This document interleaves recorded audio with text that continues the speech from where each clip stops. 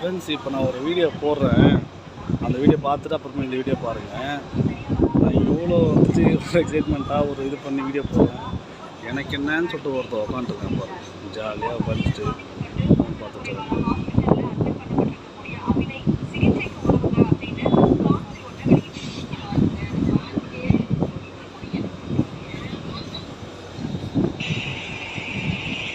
ஆரம்பிக்கலாமாடா? போலாமா?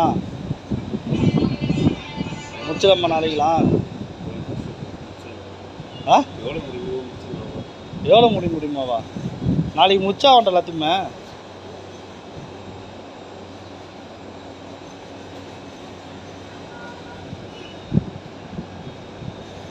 நான் தூக்கம் வருதா? தூக்கம் வருதாண்ணா?